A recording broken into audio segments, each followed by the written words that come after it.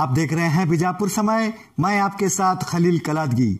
एक नई सोच लेकर बीजापुर में नई टेक्नोलॉजी के साथ शिक्षण क्षेत्र में बदलाव लाने के इरादे से शिक्षकों की सराहना करते हुए शिक्षकों की शिक्षण क्षेत्र में दिए हुए योगदान के चलते आज बीजापुर शहर के मधुवन होटल में Maharashtra cosmopolitan education society Pune द्वारा फॉर्चून इन्फोसिस बीजापुर के सहयोग से बीजापुर के 20 एजुकेशन इंस्टीट्यूट के प्रिंसिपल और टीचर्स को शिक्षक गौरव पुरस्कार से सम्मानित किया गया।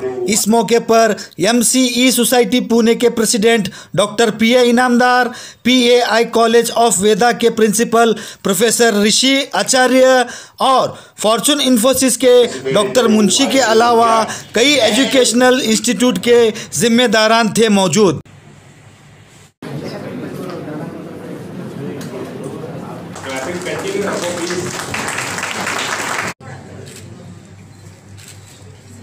Chetna BBA and BCA College. The next institute is Excellent English Medium. Stood up very nicely. This is Nasreen Ala. Please come forward.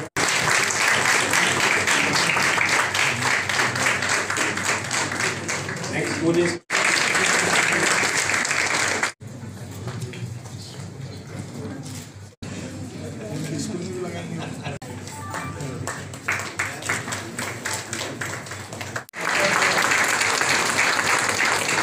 ये स्कूल से हमारे president doctor PA Inamdar 4th standard से 4th स्टैंडर्ड तक यही school में पढ़े।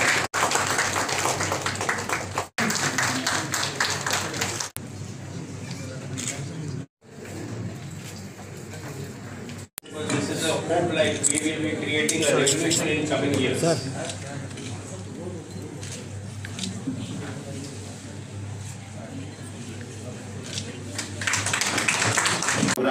Not only to encourage the teachers but also to make a bond with the teachers and the institutions in Bijapur. I normally hear Inamdar sir on many occasions, and as Riyaz sir said very rightly that technology cannot replace teacher, but Inamdar sir adds another line to it that technology if not learned can definitely misplace the teacher. So that has to be, that has to be learned.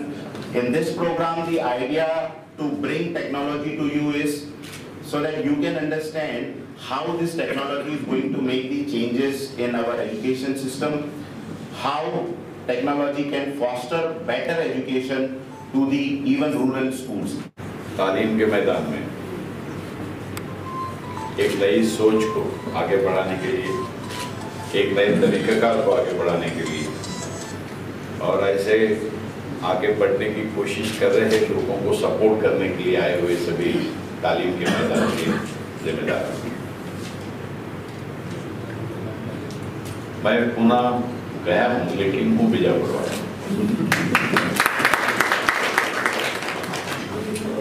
मैं मराठी विद्यालय से पढ़ा। क्यों पढ़ा मुझे नहीं मालूम, क्योंकि मुस्लिम के नाते मैंने उर्दू में पढ़ना चाहिए था, एक कर्नाटकीयन के नाते मैंने कन्नड़ा में पढ़ना चाहिए था, लेकिन ऊपर वाली की मर्जी थी कि मैं मराठी में पढ़ा। और इस हालत में पढ़ा कि मैं SSC तक पैर में चप्पल भी नहीं पहन सका, मैं SSC तक यूनिफॉर्म भी नहीं पहन सका। वो ज़माना था 1950s का, और उन दिनों में ये रूल था हम लोग हमारे 1 डजन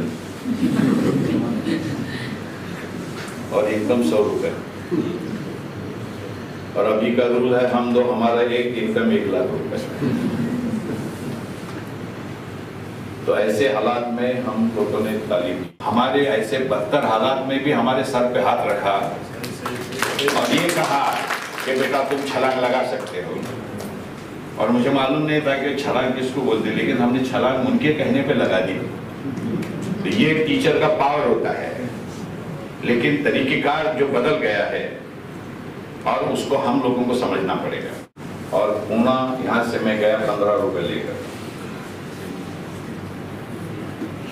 और आज आप पूरे कॉल में 100 सकते हैं, वो सारी चीज़ें मेरे पास हैं।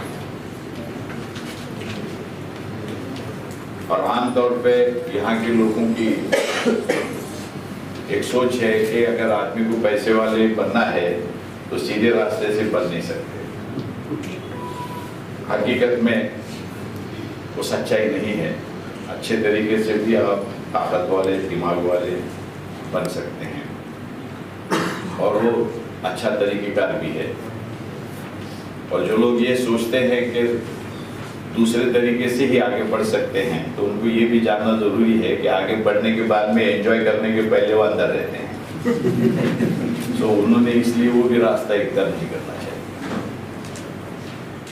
अब हम Azam campus, Maharashtra cosmopolitan education society Pune का बारे में अगर आपको देखना है तो सब टीचरों की ये जिम्मेदारी होनी चाहिए कि अपने इदारों के अलावा दूसरे इदारों को विजिट करें।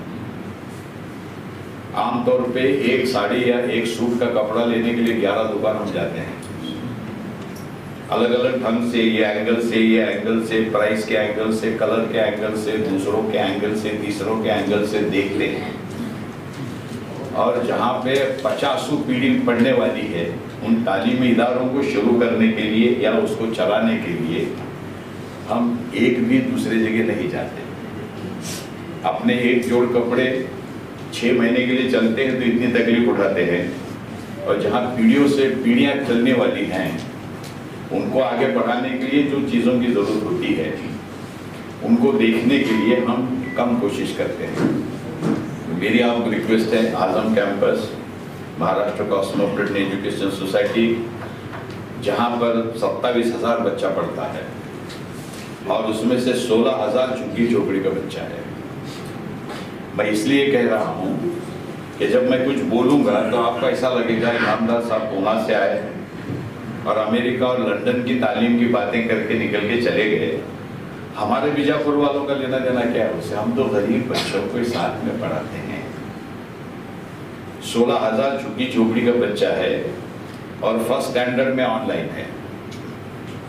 3,000 कंप्यूटर मैंने लगाए हैं कैंपस में और 1 GB की हमारे पास इंटरनेट की लाइन है, जिसको कहते हैं कि इंटरनेट का धबधबा जिसको कहते हैं ना, वो है वहाँ पर।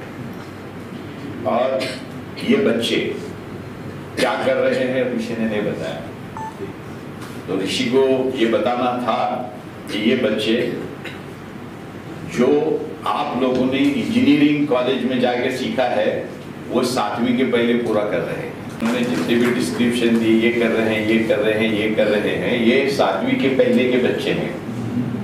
CCC आप कितने लोग जानते हैं? एग्जामिनेशन गवर्नमेंट ऑफ इंडिया की, जो गवर्नमेंट सर्विस के लिए कंपलसरी एग्जामिनेशन है, सेंट्रल गवर्नमेंट सर्विस के लिए। IAS अगर आप पास होते हैं तो ड्यूटी ज्वाइन करने के पहले आपको एक कंप्यूटर की सर्टिफिकेट लेनी पड़ती है, उसको बोलते हैं CCC।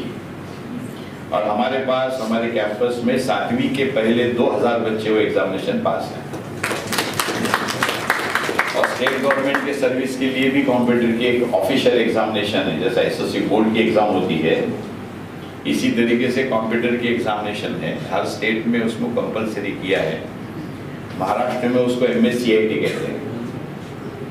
तो वो एग्जामिनेशन 7वीं के पहले हमारे कैंपस में 7,500 बच्चे पास हैं जो झोपड़पट्टी के हैं।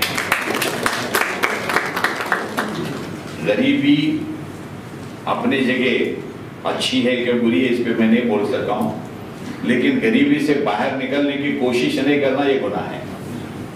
और मैं चाहता हूँ कि ये गुनाह कम से कम टीचर न करें, क्योंकि जब तक आप बच्चों को उम्मीद नहीं दिलाओगे आपकी पढ़ाई का यूं कोई मतलब नहीं है। हो जब बच्चों में आ जाती है तो उनमें एक कॉन्फिडेंस आ जाता है कि हम भी कर सकते हैं। और आम तौर पे घरों में, समाज में, स्कूलों में, रिलीजियस फंक्शन में ये देखा जाता है कि रोने धोने की बात की जाती है, और वो भी नौजवानों के साथ, और उनको होप की जगह ना उम्मीदी बताई जाती है। और उसके वजह से बच्चों का ये ख्याल होता है कि सीधे रास्ते तो इस दुनिया में कुछ मिलने का है नहीं, तो अपन टेढ़े रास्ते पे चलना जरूरी है, और हकीकत ये नहीं है। तो ये हालात अगर बदले हुए हैं तो हम चाहते हैं कि उसको पॉजिटिवली देखें, बच्चों के सामने पॉजिटिव बात करें, बच्चों को कहें कि तुम भी दुनिया जीत सकते हो, इनके एग्जाम्पल दें, उनके एग्जाम्पल दें, और जिसके वजह से उम्मीद का माहौल तैयार करें। और उसको सपोर्ट करने के लिए टेक्नोलॉजी को बच्चों को देने का है तो आपको टेक्नोलॉजी को लेना पड़ेगा, और वो लेने वाले इंटेलिजेंट हैं, और अगर वो नहीं ले रहे हैं तो मेरी अल्लाह से दुआ है कि वो इंटेलिजेंट बने। और ये एक ऐसा मैसेज लेके हम आपके पास आए हैं जो टेस्टेड है, टेस्टेड एंड फाउंड करेक्ट है, और टेस्टेड एंड फाउंड 100% करेक्ट है। तो इन चीज़ों को हम आप तक पहुंचाना चाहते थे ताकि ये रियल सर्विस है मेरे कम्युनिटी की और मेरे गांव की।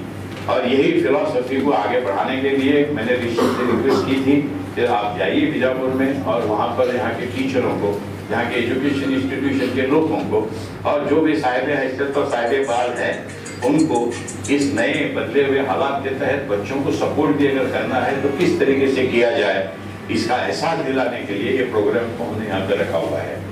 एक ही है, हम आपके पास आए हैं ड्यूटी लेकर, कोई फेवर लेकर नहीं, क्योंकि अगर हमको अल्लाह ने नॉलेज दिया है, हालात दिए हैं, तो हमारा ये फर्ज है कि हम आप तक इन चीज़ों को पहुँचाएं। जो नॉलेज हमको मिला है वो हमने नहीं शेयर करने की वजह से भी हिंदुस्तान में बहुत प्रॉब्लम हुई है। करने की जगह है, और शेयर करने से नॉलेज बढ़ता है, इज्जत बढ़ती है, इस पे बिलीव करने वाले लोग वहाँ पे ओहदेदार हैं। और खास करके बीजापुर से मुझे स्पेशल अटैचमेंट है ना, लाजमी है, और वो स्पेशल अटैचमेंट के स्पेशल फल आपको मिले, इस दुआ के साथ में मैं आपकी रजा लेता हूँ। जय हिंद। सिंपल है, ये एक सोच है और एक हकीकत से जुड़ी हुई सोच है, और वो सोच को हम लोगों को मासेस तक पहुंचाना है। और मासेस तक पहुंचाने का सबसे बड़ा जो ज़रिया है मैनेजमेंट ऑफ एजुकेशन इंस्टीट्यूशन और वहाँ पे पढ़ाने वाले टीचर।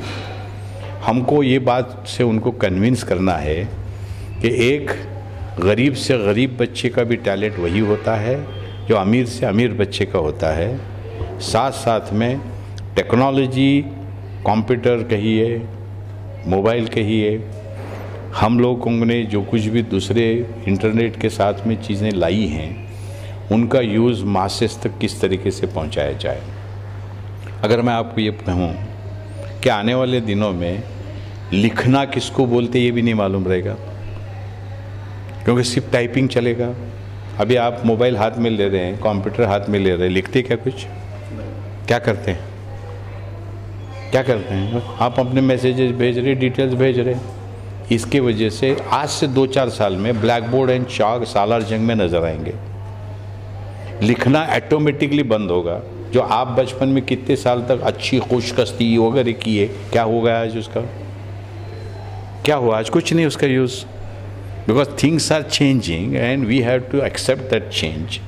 एंड वो एक्सेप्ट चेंज करके हमारे मासेस में पढ़ाने वाले लोगों को इस बात का भरोसा दिलाने के लिए मैं आया हूँ कि गरीब से गरीब बच्चे को भी इस टेक्नोलॉजी के साथ आप अमीर से अमीर बच्चों के बराबर का एजुकेशन दे सकते हो।